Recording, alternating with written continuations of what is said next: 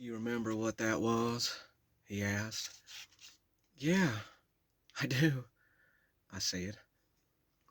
"We couldn't pry those fucking things away from you no matter how hard we tried. I thought you was fucking crazy at first." "I remember." He chuckled and slid another box into the closet. "Here, give me a hand." We pushed everything back in, and I carried Pop's box to his living room chair. I went and sat down in my own chair and slowly twirled the green stick in my hand. I had completely forgotten about the one Sally gave me. The box and all of its contents were put in my closet, and other things were piled on it until I forgot. But sitting in the chair, holding the original green stick,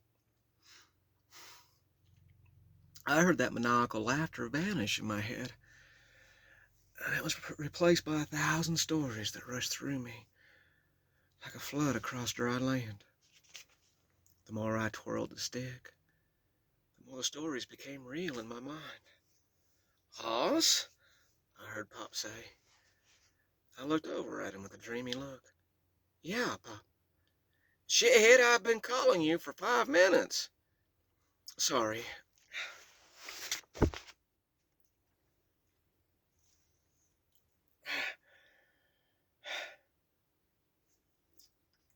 "Fuck away from me."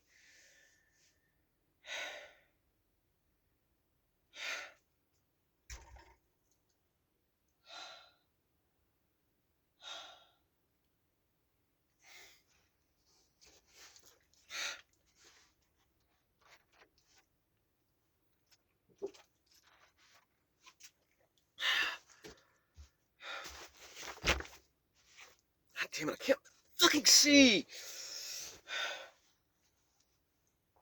Ah!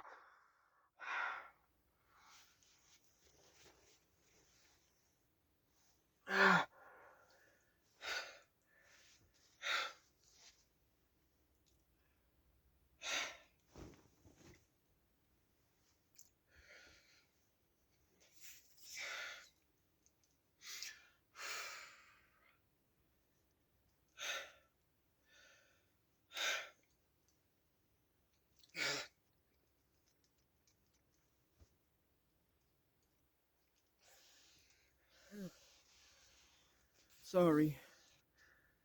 This box is full of my stories, my life. I can't write worth a bat fuck with this hand, so I used to use this tape recorder. He nudged the recorder with his toe.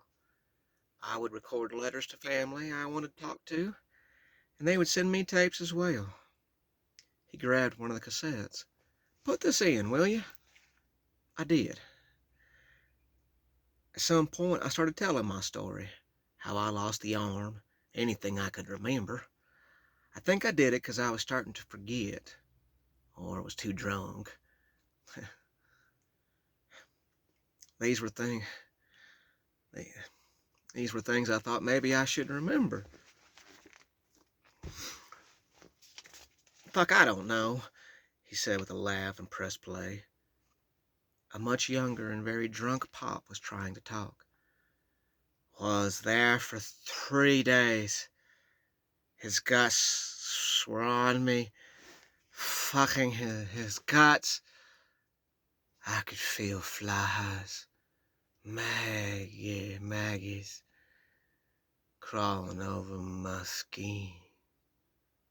They thought I was dead and just walked over me, sometimes stopping to laugh and piss on me.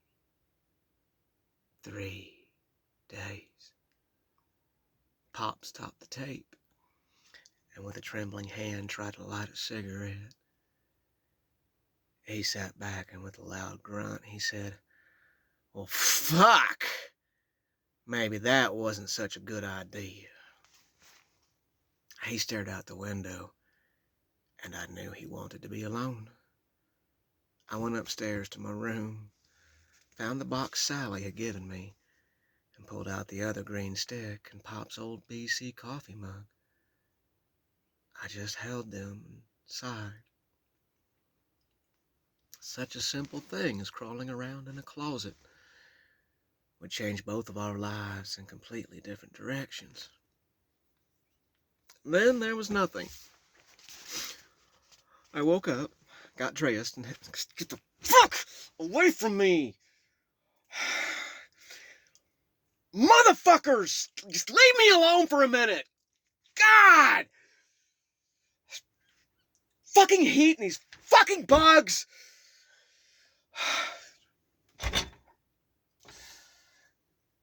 Where the fuck am I? Damn it.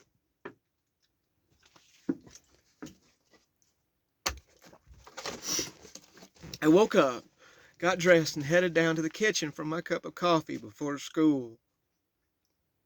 Pop was sitting at the kitchen table with his pink puke trash can in front of him and his hand on his head. God, that fucking trash can. I hated that fucking trash can. In the 70s, everybody had these pink plastic trash cans. And Pop puked in that thing every fucking morning. And there was a little white Glad trash bag that we put in there that smelled even fucking horrible before you put it in there. And every morning he'd have to puke in that can, and sometimes it just followed him around the house everywhere. Where am I?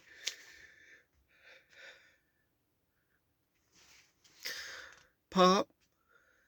Hey, Hoss, he said with a sigh as he sat back. He looked pale as a ghost. You were going to have to walk today. I don't think I'm going to make it out the chair for a while. I didn't mind walking to school. It was only a couple of blocks away.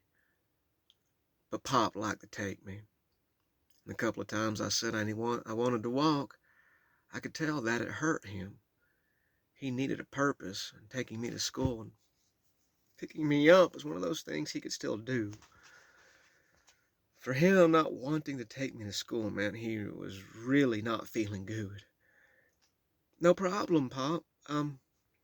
You gonna be okay? Yeah, don't worry about me. Fit as a fiddle playing with a cat's tail. I just need to sit here. You may want to eat your breakfast and drink your coffee in the living room. No one wants to watch a man throw up when they are eating.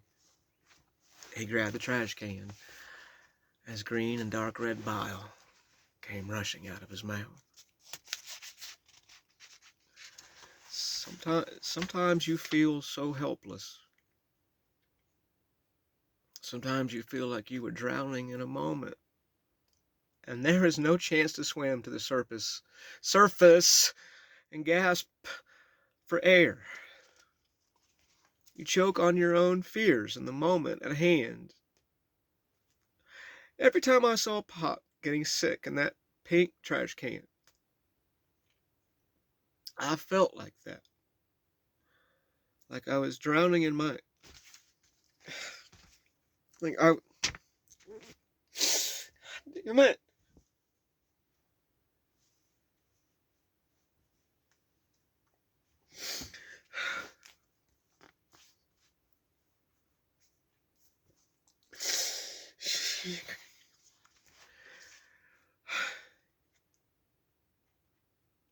Like I was drowning in my own uselessness, and I felt fucking horrible for that. Pop was not one for affection, but I gently patted his back and waited for him to finish vomiting. When he sat back, I grabbed the pink trash can full of blood and vomit, and trying not to vomit as well, I emptied it into the big can outside. I replaced the bag and put the can at his feet. I'm going to head to school, Pop. I will come back at lunch and check on you, okay? Head in his hands and not looking up. Sure thing, Hoss. Feeling helpless, I grabbed my coffee and walked to school, trying not to let any other kids see me cry. For the next week, the nights were filled with screams of nightmares, both his and mine. Every morning I came down the stairs to find Pop at the kitchen table with that damn pink puke trash can in front of him and his head in his hand. I would take out the vomit-filled trash bag, put a clean one in its place, grab a cup of coffee, tell him I would check on him at lunch, then I would head to school. The house smelled so bad. God, that house smelled so bad. Many times he wouldn't even look up, just his hand on his head and a deep moan of pain. I wanted to say I was strong for my grandfather, but I was falling apart as well. I didn't want anyone to see me falling. Oh my God, ow. Ow. Ow. Ow.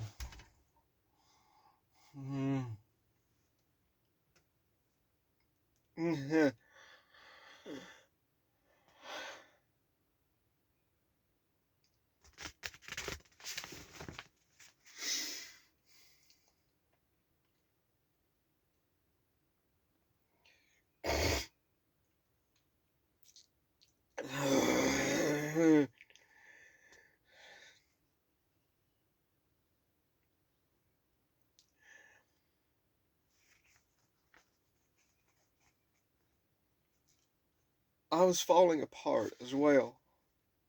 I didn't want anyone to see me falling apart. I didn't want anyone to see me at all. I just wanted to break all alone. It just seemed that much easier. Pop's car was in the yard. And from the looks of it, the only reason he stopped was the maple tree got in his way. With a shake of my head, I walked up and examined the damage. None to the tree, just a scratch on the bumper. We could thank Pop's slow driving for that one. Oh, this is not good. I walked into the kitchen and starting at Pop's chair was a trail of empty pints of old Granddad whiskey, cigarette butts, and Pop's pants, shirt, and socks. The trail led all the way to the living room. It didn't take a rocket scientist to figure out what happened. Pop started drinking in the kitchen. At some point, he decided to go to the living room, sit up, scoot to the edge, stand up with trademark groan, shuffle of feet for balance, and another groan to grow on. And he fell to the floor. He then spent most of the day scooting on his butt, drinking, smoking, and taking off his clothes as he made his way to his chair. I looked into the living room, and my belief was confirmed with a very loud, "What's up, shithook?" Pop was naked, sitting in his chair with almost an empty bottle of Granddad in his hand. He had a grin on his face from ear to ear. As he swerved back and forth, and as he tried to focus on me, down at his feet was the black tape recorder with the box full of cassettes. He had been listening to his own stories again. "Hey, Pop.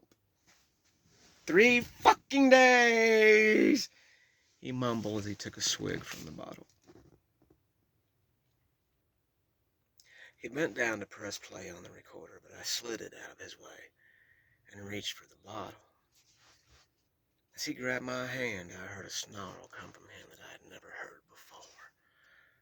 His lips were pulled back, showing his teeth as his hand kept squeezing harder and harder, and I couldn't pull away without pulling him out of the chair. "Pop!" I whispered. "Please, please stop. You can have the bottle. You can have it." He let go of my hand and took a big gulp, then dropped it to the floor. He fell back into the chair with a sigh, and his head fell to his chest.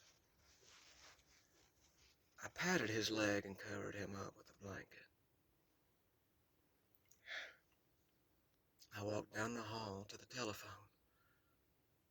I wasn't sure who I was going to call or what I was going to do, but I couldn't handle this alone.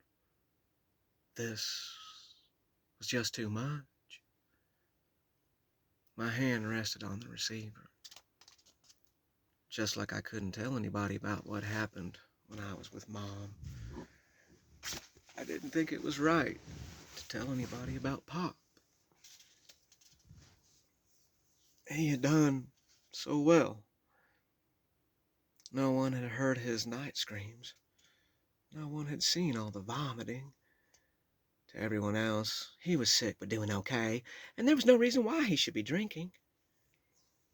But I understood why he did it. And there really was nothing anybody could do to help anyway.